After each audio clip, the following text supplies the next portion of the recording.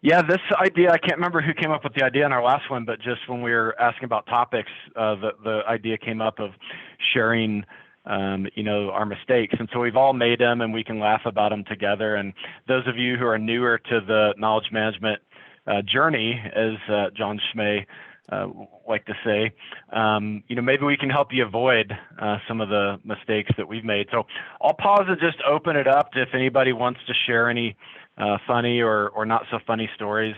If not, I've got some that I can tell that have included some of you on the call with me, including when I actually left one of the key executive sponsors at the hotel and forgot to take him to dinner with me and Jeff. So.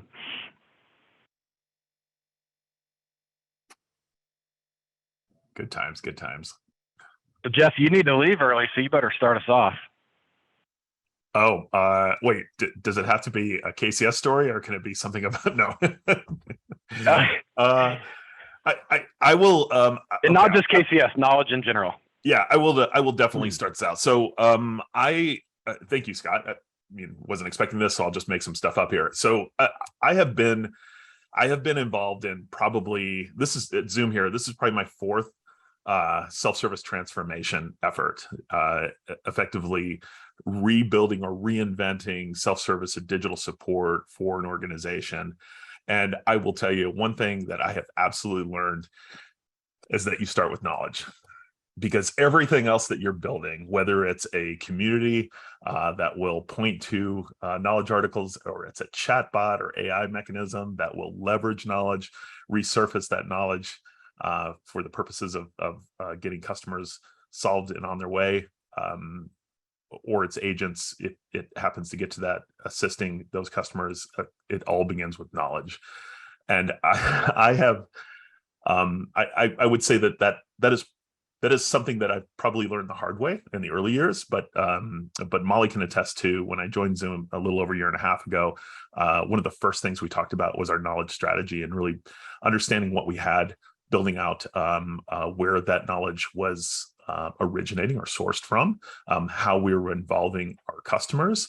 Within the first, I think, Molly, like 3 months, we got everybody on the KB team KCS certified, and then also about 10 managers on the contact center side KCS certified. And so that was, I think, just probably the right move to make, to get those folks really thinking about how knowledge is the blood through our veins, and self-service and solving for our customers.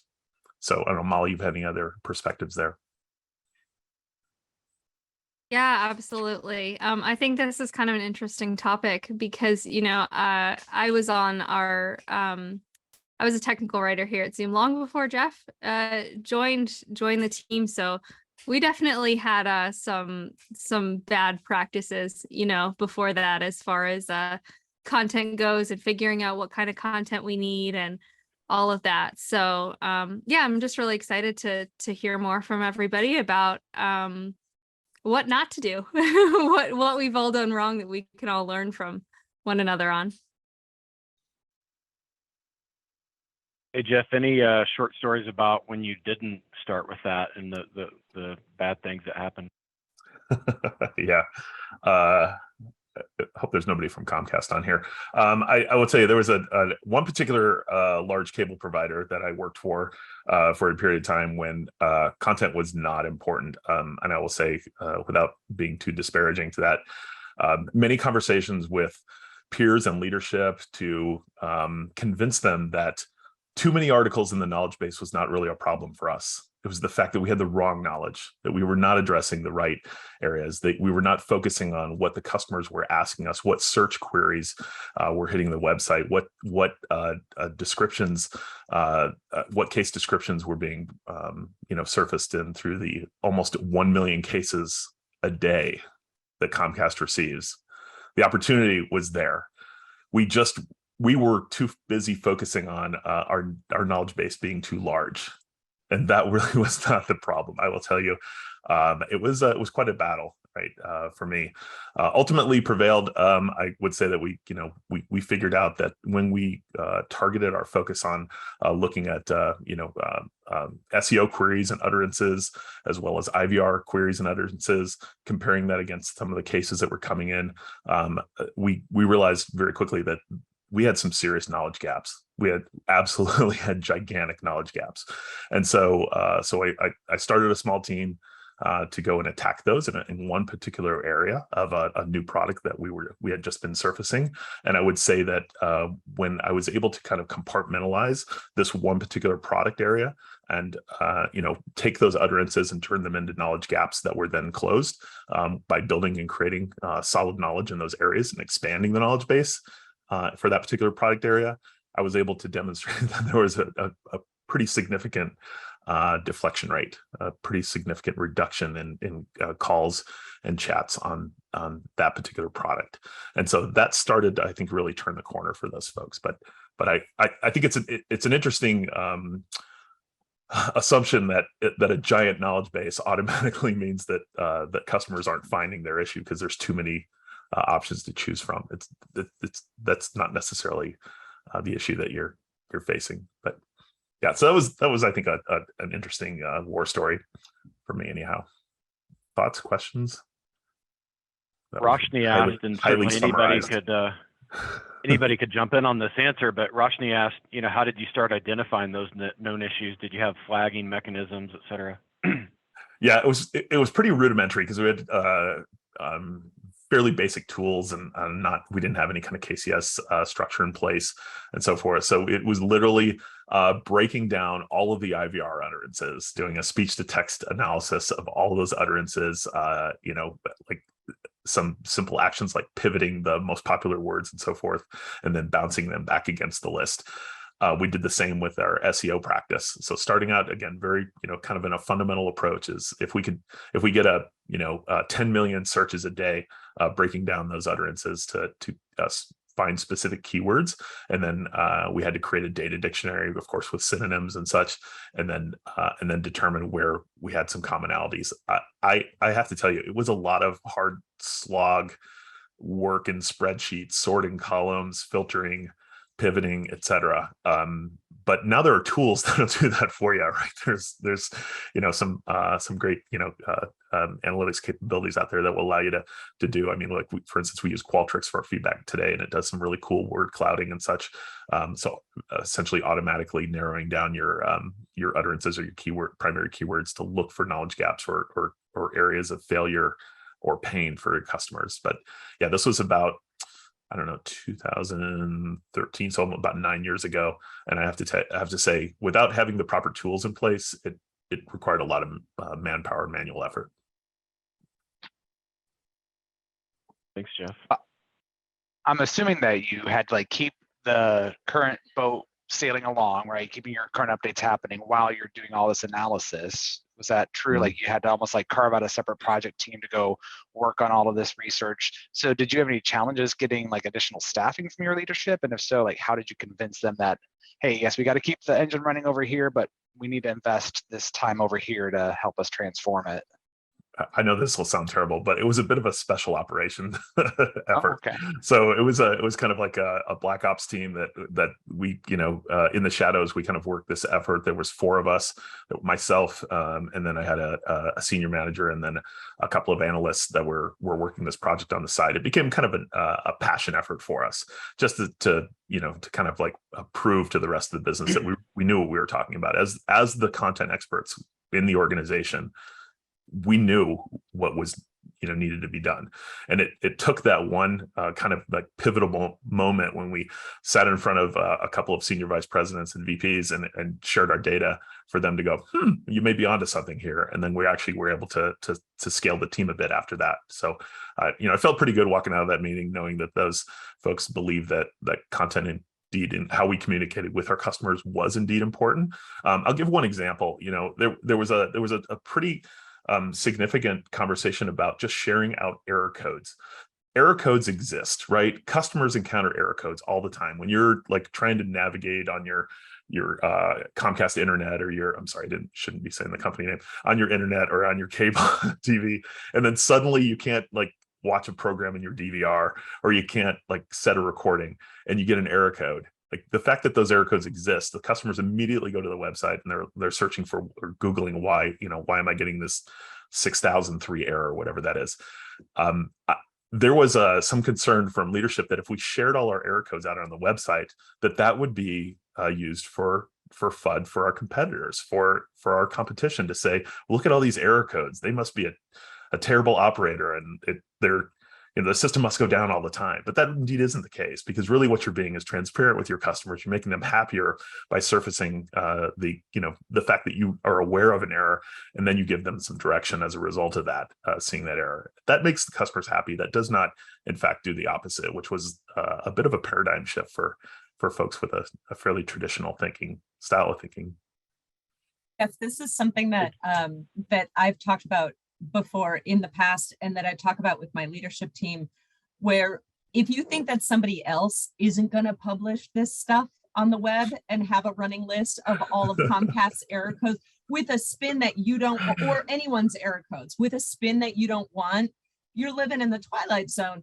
You absolutely should publish this stuff and control the narrative and have input on the narrative, so that people can Google, they can see the error, they can see the fix and fix it, and everything is good, instead of it coming from somebody else, because it will be published. Just assume that. It'll usually, if not on your site, on somebody else's. It will be. Yeah, and it's oftentimes a 16-year-old's website. I was that person right back in the day, and I remember one of my greatest career accomplishments was getting I don't think this is super private, getting Research in Motion or BlackBerry to index some of those third-party forums, because there was gold there.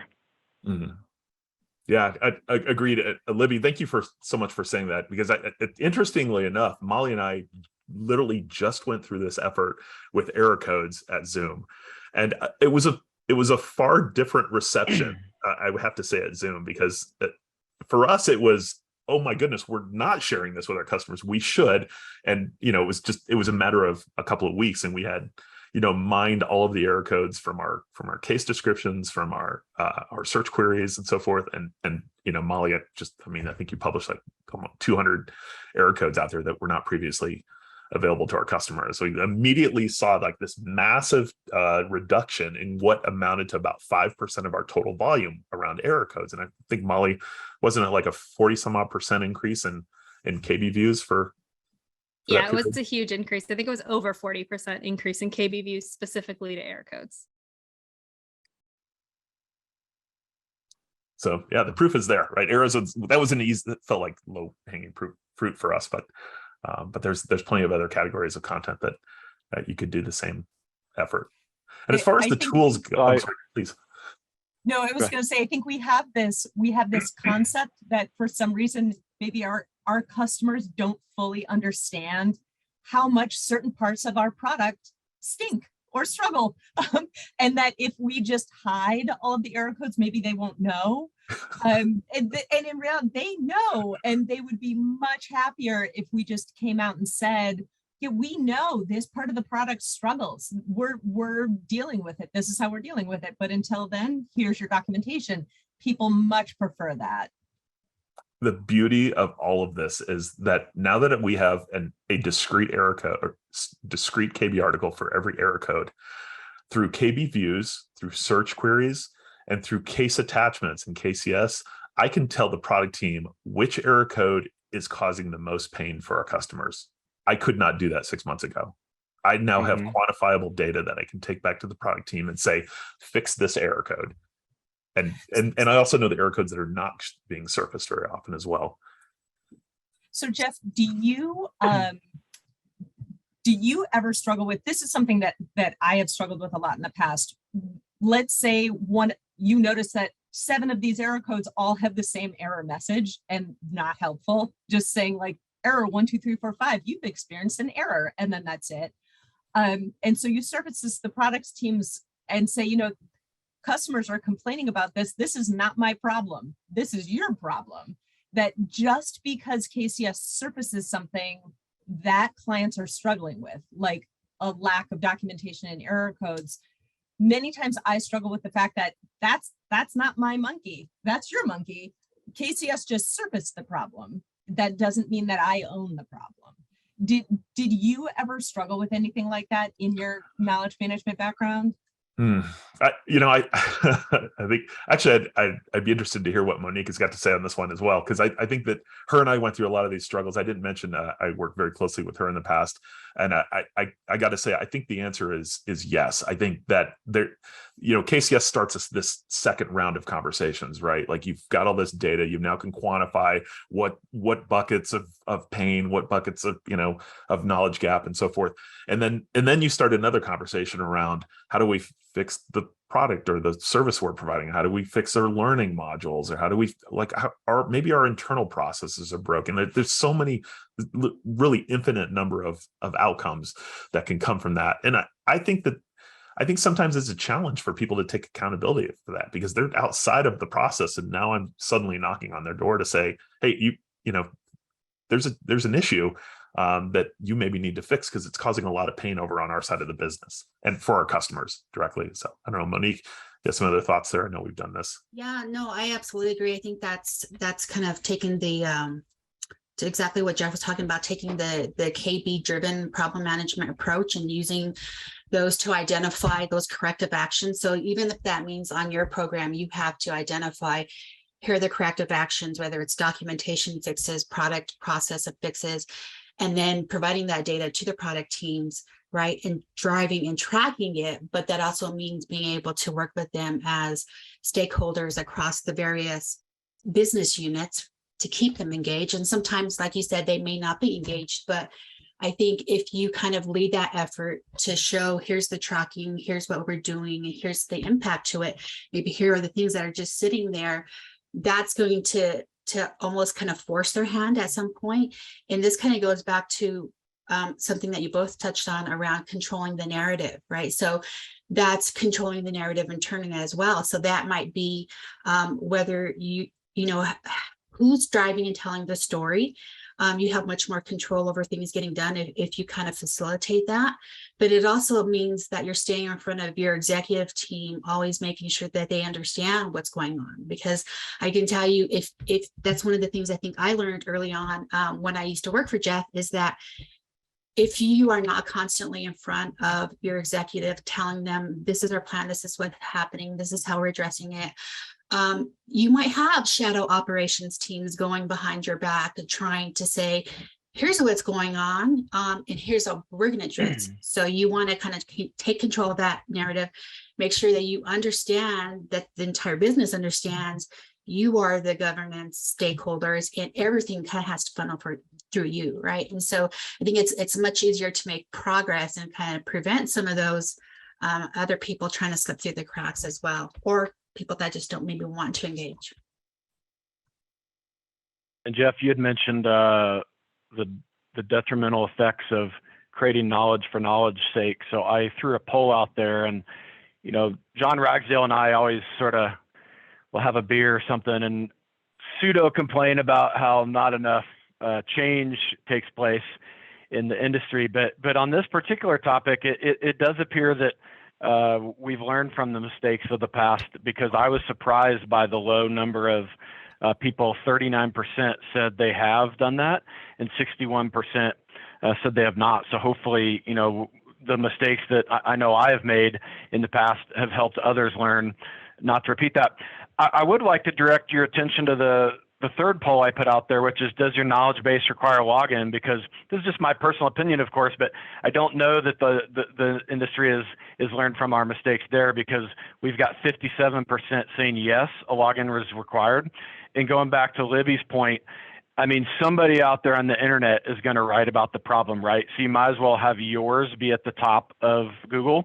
And one story I'll share that, you know, one of the things that I loved about consulting and continues in sales is, you know, you get to look at other people's mistakes, right? I mean, if somebody comes into my house and looks around, they can tell me all the mistakes I made and, you know, the paint colors and all that. So it's not that I'm special, but you just come in with a fresh set of eyes. And I worked with this medical device manufacturer, you know, makes big MRI machines and so forth.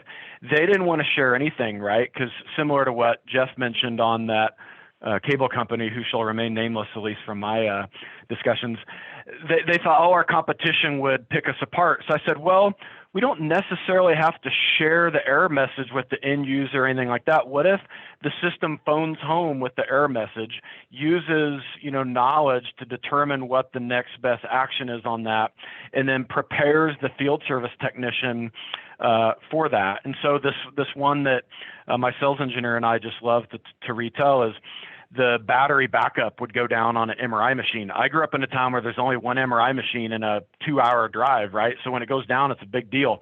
It would phone home, it would send this error message, and the system would then get told, hey, shut the battery backup down, right? Like, we'll ship you a new one out here in a couple days, but meanwhile, there's no reason why the system should not boot up, but that's exactly what it did. So nobody even ever knew that there was a problem, unless on the off chance that the battery backup was out and a power failure happened, right? But for the vast majority of time, we shared the knowledge in sort of what the security folks call a least privilege type of access model, and we're able to solve the problem. So if you're concerned about opening your kimono or whatnot, you know, there's ways to do it with stories like that in sort of an IoT phone home model, or even, not that this is the best in my opinion, but you could show a preview to the knowledge to at least let people know that you have the answers, and they either need to reset their password, pay for a support contract. You know, I think Jeff and I did some pay per incident type of stuff in that model back in the day, and it was very interesting to me.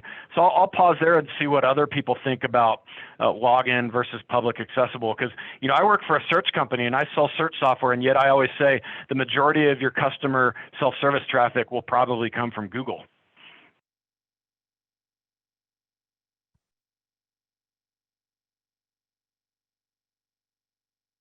Scott, I think everybody's saying, well, there's a couple comments that they need a combination where there's some is entitled and are gated and some is public. Mm-hmm. Yeah, excellent. And I just shared the results of that poll. I'm learning how to operate Zoom better. So actually attended a conference here in Denver yesterday, the Contact Center Week for Executives. And there was a woman named Linda Goldstein who works for CSAA, which is an insurer, like a parent insurer for a lot of AAA companies. And she said something that actually made me think about what you just said, Scott. And it was, for your knowledge, make it common when possible and personalize when it makes sense. And what she was really getting at was creating this kind of segmented space for potentially like logged in, authenticated materials that were specific to a certain user. Like, for instance, if you had, I don't know, maybe a government account, or maybe like a segmented user with a premier support or some kind of, you know, a differentiated level of support, that in those cases, you want to make everything public as possible, public as possible. But for those folks that have that differentiated experience or have a personalized experience, then it's okay to put it behind an authentication, put it behind a lock and key for those users, because something that is relevant to an enterprise user is probably not relevant to an SMB user or a government user or a healthcare user, right? Like, so you can think about only putting behind that login. And I see a lot of folks in the chat saying, if we wish there was a third option, because I think that's really what the essence of what you guys are trying to say is public for the most part, but sometimes authenticated when it makes sense. What was that quote one more time? I'm not sure if I quoted her exactly, but I'm giving you the summary. This is my scribbles here from yesterday, literally 24 hours ago. Make common when possible, personalize when it makes sense. And personalize the knowledge for just that set of users, right? Which would require authentication and a space that is not out in the public. Excellent, thank you. Yeah, you bet. we found sometimes too that along those lines, there's different levels of the knowledge that we needed. So you could have something out there that's for customers that just says you need to contact our support team and make that very basic for them. But then we need articles that are internal that are much more technical. We have had times where those technical articles were facing the wrong audience and it just frustrates them and confuses them. So I think there's another piece to that as well. Yeah, that's a good point. I wasn't even touching on the internal knowledge base, but yeah, that's yet another layer of right where logging would be needed for sure. So.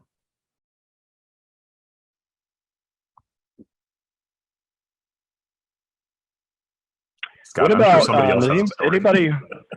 anybody willing to share stories of another common topic is sort of, and I'll broadly describe it and you guys can drill in wherever you have passion or experience, but sort of like, do we start over with a fresh knowledge base or bring everything in? Or, you know, do we only index things that are a year or more? I mean, my personal opinion is with the right tools, there's no harm in having everything. It's sort of like the library doesn't just burn the books that haven't been checked out in the last year, but they also don't promote them, you know, on the window, because then the kids think it's just an old farts type of place. So I'd be curious to get you all's perspectives and mistakes on that, because I've had a lot of situations in my personal life and with clients where a super old issue came back to rear its head.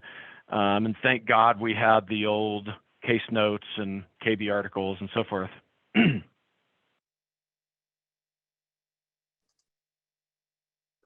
Yeah, I'll take a stab at that, but it is a bit of a tangent. So just by means of introduction, I'm Sarup. For about 10 years, I was in the field doing a lot of implementations. I've worked with some of you. And that was Inquara and Oracle Knowledge back at that time. And then last 6-7 years, I've been at ServiceNow, where I've shepherded the knowledge product here, amongst other things. So in my consulting world, it's a bit of a tangent, but I would see our customers go and crawl documentation, large PDFs, in terms of that. One of my customers also, this was a Siebel integration that we were doing with Inquara, Oracle Knowledge at that point of time. They went ahead and did 3 years of cases. And most of the times it was a lot of effort on my team who was doing the integration to do all that work, huge index sizes and all of that. But within 6 months, 12 months, even 18 months, they would decide that it's junk in, junk out. If it's not useful, they would remove it. So that's sort of goes into your question is, what should we bring along? And one of my very first knowledge implementations at those guys in Cupertino, believe me, they started with only 350 articles.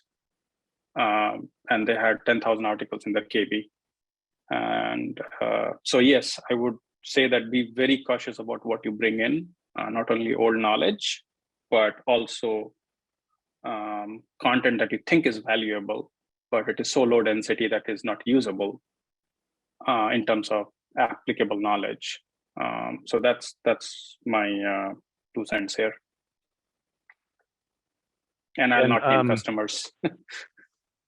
I'm going to share something super old from Coveo. I mean, probably a lot of people have this, but that point is actually one of the reasons why I came to Coveo. I saw this demo. I don't know if you guys can see this, but you could go into every source and change the ranking of that source. And so I just started thinking in my head, like your example, right? Like, what if I could index all these cases, because if we need them, we need them, right?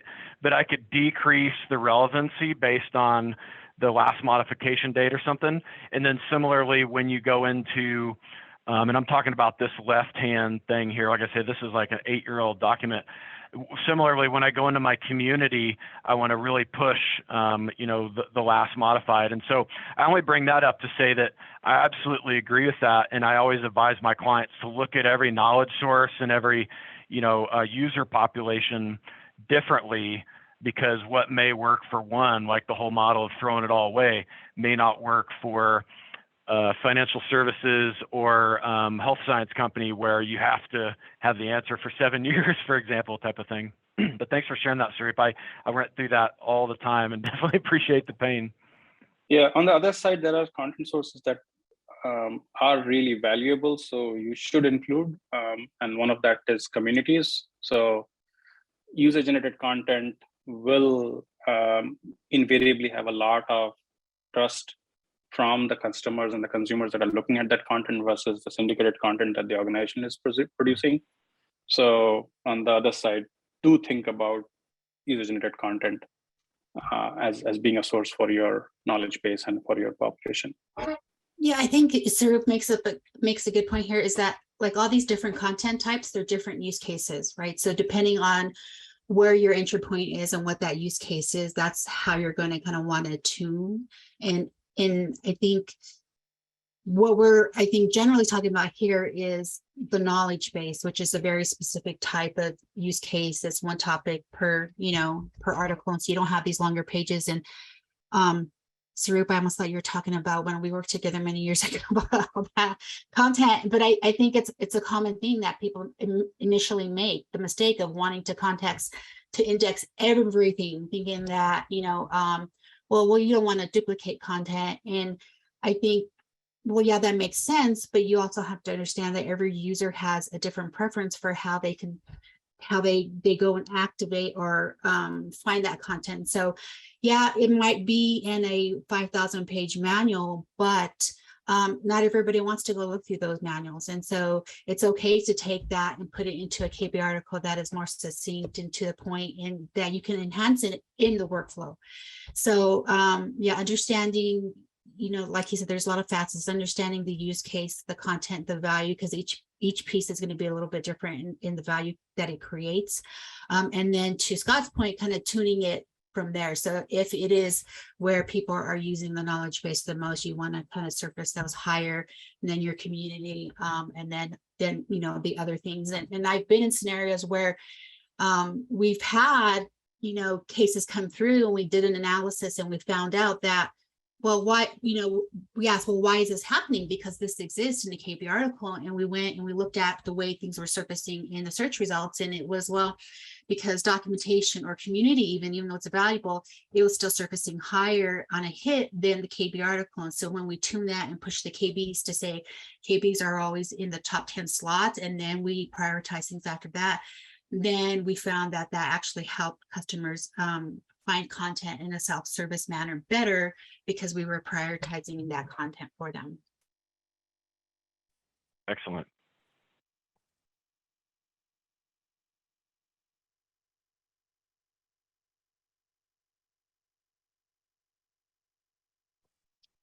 One thing I have been looking into and wondering if anyone else has experience with more so implementing KCS. A lot of support organizations are very metrics driven, solutions, cases closed, that sort of thing. So how did you frame that to kind of like middle management to say, KCS is also very important and we need dedicated time to work on that, which may mean that some, in the interim when that's getting started, some support agents may have lower metrics than what they primarily used to have. When you say time to work on that, do you mean like the learning curve in the workflow for the capturing and editing in the workflow? Yes, learning curve, just kind of getting that whole process set up, KCS coaches, that kinds of things, people kind of more so volunteering their time to help implement KCS. So there's a lot of good data, and I can send you some. There's a lot of data, case studies, and statistics that show the ROI investing in coaching, and that is like 6 times what the cost of it is. And so additionally, it's around, again, controlling that narrative, right? Getting in front of your executive team and displaying to them how, yes, there might be that initial learning curve, but studies have shown after the initial 3 months, 6 months, whatever it is actually faster. People become faster in the workflow and getting them to see that it's not just KCS, but you're really teaching them how to be efficient with case management. So when you teach that efficiency with case management, KCS just becomes part of the case closure process.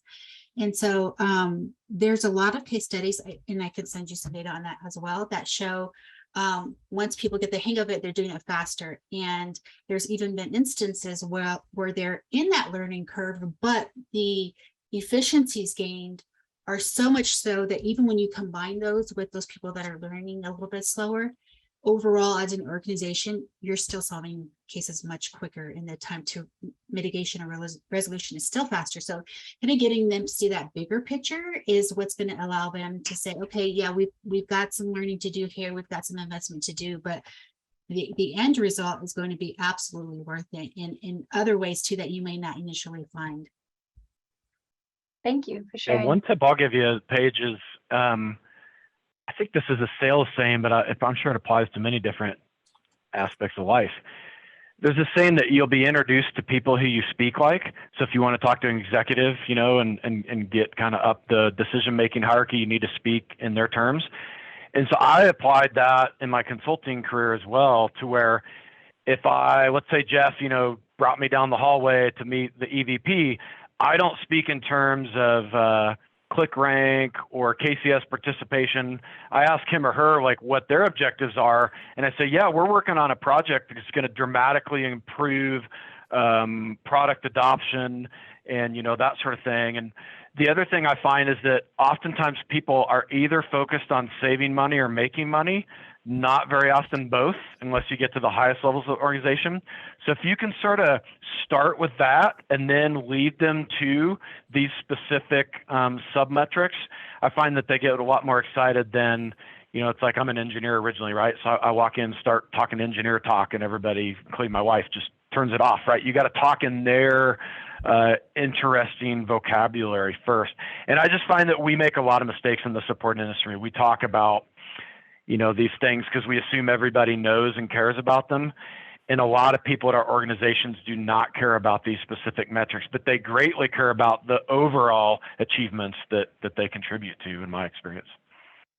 Yeah, thank you. That was kind of my goal with that, was to, you know, kind of show how other places have done it, and, you know, case studies, research, stuff like that. I'm still just kind of finding it challenging to find, you know, the KCS volunteers who feel like they can commit some of their time each week to helping with the process, kind of between, you know, top level management versus mid management, and then all the way down, you know, to people actually working on the KCS. So that's my main challenge, but yeah, that was my goal, plan, to show them, yeah, like what other people have done, kind of thing.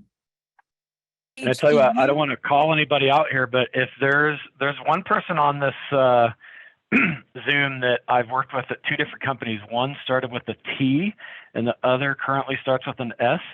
If that person is interested in sharing, I think they've always done a fantastic job with this point. Sorry to cut you off, Libby. No, I was just going to ask Paige, have you sat in support and spent time in support?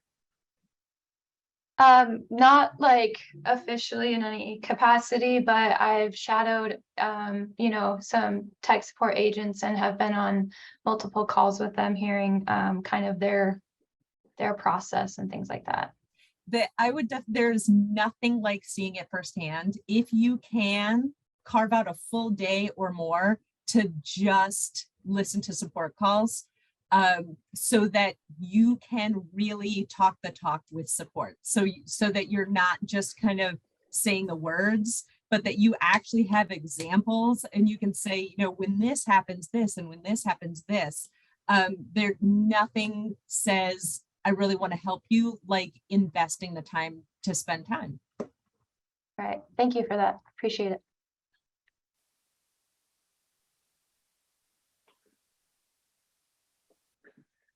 So I'm sorry. I couldn't agree more with what has already been said. It's really all about the value proposition of KCS and getting people to believe in that value proposition. So when you're talking about these things, it is all geared to the audience. So we actually probably have 3 or 4 different value propositions. The what's in it for me changes depending on who your audience is. So at a very high level, we talk about revenue and margin, and then at a feet on the street level, we talk very much about efficiency and time and effort. So, and that this is an investment in time. So it's really about getting the right value statement and crafting it for the audience. Yeah. I'm happy to pop in a little bit too. I'm Bente Volen, currently with SAP, and I've implemented KCS at three companies really. Let's see, 2 companies if I count SAP and Concur as one. But what I would say in terms of getting the buy-in from executives, at my first company, which was Tableau. When I joined, we were in kind of a rocket ship growth, and the executives came to me and said, Bente, we don't like the fact that, our revenues are going, well, they like the revenues going up and to the right, but it was matching exactly with case volume. And then of course we had to keep hiring people to keep up with the case volume. So what can we do? And I said, it's really around 3 things. It's self-service. And secondly would be around automation enhancements and then supportability. But focusing on the self-service, what I ended up having to do it took me actually about 4 years to get the company convinced, which was a challenge. But what I did was really focus on the efficiency side of it, and it was a combination of surveying my team and finding out how much time they were actually spending in their day looking for information, and it was a horrendous amount. It turned out about 1/3 of their day was spent looking for information, trying to find stuff. And then surveying our customers and hearing what they had to say, which was really all about the frustration that they had in finding information off of our website and not finding it. And putting all of that together in multiple presentations, and finally, getting them convinced that yes, what we need is a really good search engine to both help our support engineers and our customers. And it was actually incredible. It was the biggest thing that really helped bend the curve of cases. So eventually, once we got Coveo implemented, we implemented Coveo, we saw a dramatic decrease in the amount of case volume coming in compared to the sales. And then moving on to the current company, when I first joined, I was part of SAP Concur, and it was pretty much part of talking to them when I was interviewing to say, we need not only to implement KCS, but have a great search engine.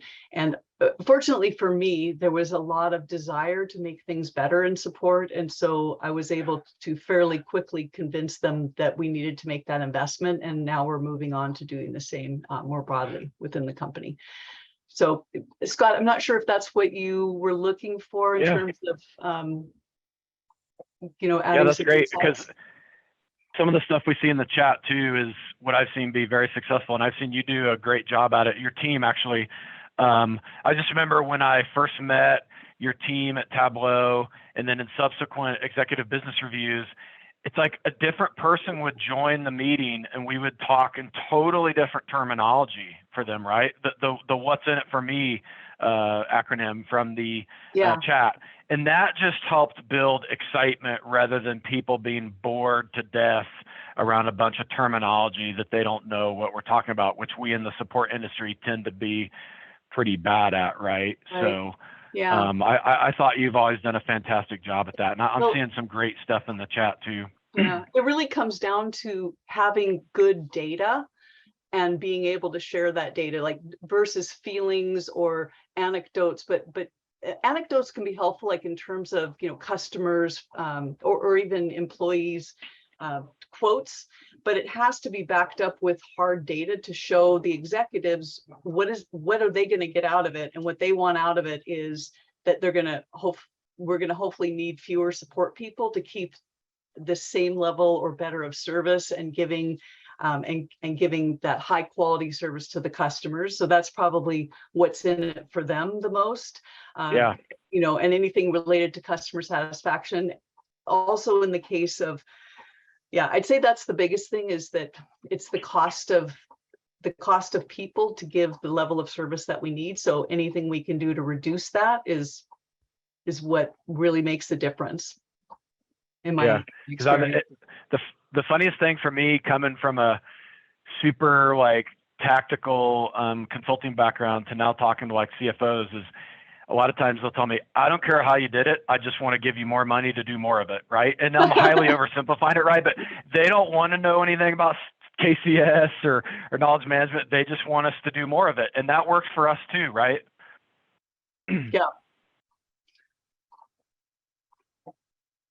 And Sarah just posted an awesome thing for those of you who are not familiar with the KCS practices guide. It's awesome that the consortium, has, I don't know if open source is the right term, right? But it's out there for anybody. And that she posted a specific section of that really addresses this. Sarah, did you want to plug that in? Yeah, I mean, of course, all KCS methodology is publicly available under Creative Commons. The strategic framework that I just posted is fantastic, and just worth mentioning that we have heard lots of examples from the community of folks like take the guidance and then make it work for your organization. So I've heard of folks you don't have to call it the strategic framework. If you have a change management process in your organization that folks are already familiar with, align the language with how you position change in your organization. If KCS doesn't mean anything to anyone, then change the words. But the point is it offers a really simple framework for aligning on the activities across the organization and how that will help you reach goals that are ideally already agreed upon from the top down, right? So you're not coming up with new ideas, you're just making connections for people based off of what's already been established as goals. Yeah, and speaking of mistakes, if your organization is not a member of the consortium and TSIA, I would say you're making two mistakes. I know not everybody has the funding and everything, but I'm a huge proponent of those two organizations. And I know we overlap in our discussions here. The intention is not to replace, but to educate and motivate people to go to those two forums and, double click on.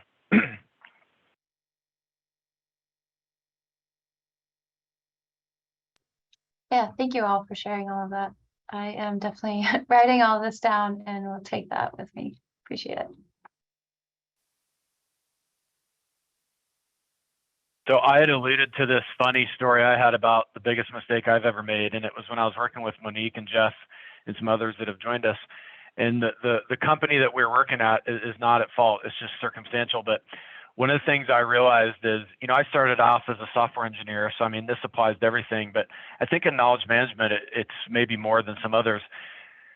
Don't make major changes at the last minute. So we had a good reason to make some major changes to darn near every aspect of the workflow of the KM system, the routing for authoring and reviewing, the permissions, et cetera, and going back to my story of what the CFO does or CXO, I'll call him or her, does or does not care about. They don't care about any of that terminology I just mentioned. They just care about that the system went down and that customers are upset. So it actually caused me so much stress that I was pounding the I can't even remember the name of it, Mountain Dew. I no longer drink caffeine anymore, and I ended up in the ER. And they hooked me up to all these machines and told me I had this heart condition. It's kind of like the opposite of when you need a pacemaker. I had two electrical pathways. And when you get stressed and you pound a bunch of caffeine and all of that, it accentuated that. So the good news is I got a pretty simple operation to save my future death probably on that. But in all honesty, the thing that I just learned with knowledge management, I quoted John Schmay earlier, it's a journey. Without necessarily an end destination. And I'm a huge fan when I was in consulting of phasing things out. And I'm still a huge fan of that in sales. The reason why I got into sales is I wanted to try to make a better roadmap, right, for these things rather than just getting a quick commission check and checking the box. And we've accomplished knowledge management, right? And that's why I love speaking with all of you is you've been on this journey for a long time. Versus I can think of certain, risk and security compliance projects, right? That once they're done, we're done. But knowledge management, the biggest mistake I've ever made, either through my own ideas or been talked into it, is just shortcutting, thinking that it's easier than it is. And John had this hilarious slide that I'll try to pull up, because I think he emailed it to me, even though it's like many years old, 15 plus years old. It had this little swim lane type of thing that went like up and down, and it was like, you reach a high and you think, oh, it's done. Then you get bogged down, and I'll try to look it up. But that's how I think knowledge management is, right? And the sooner we embrace that, the better it is for us and our company. So.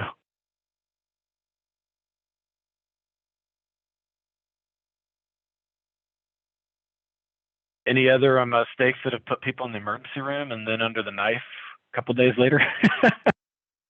Well, not emergency rooms, but just to share in a while that I have to leave earlier. Thanks everybody for sharing the stories. It's pretty nice to hear.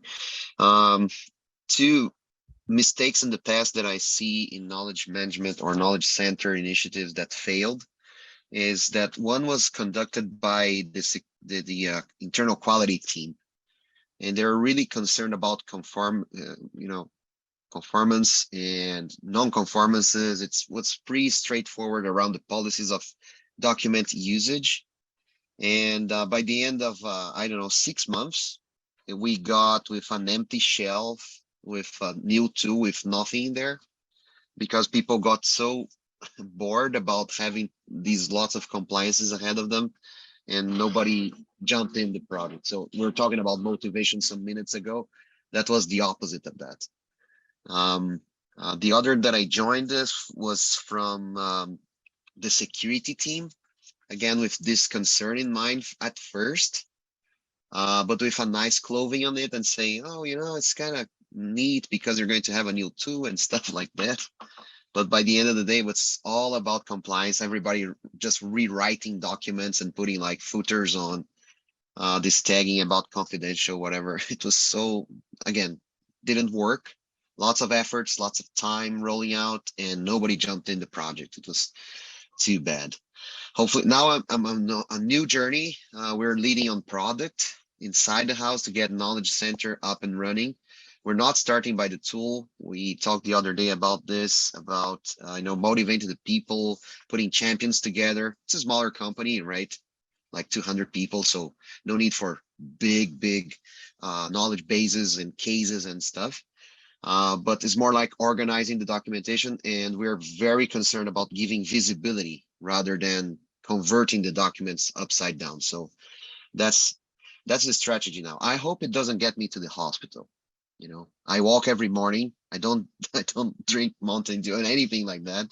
So let's see what happens. Thanks for being open and letting me share this kind of stories there.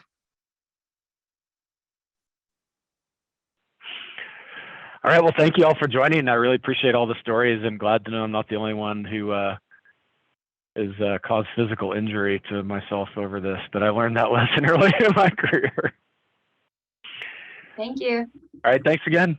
Thanks, everybody. Thanks, Scott. Thank you, guys.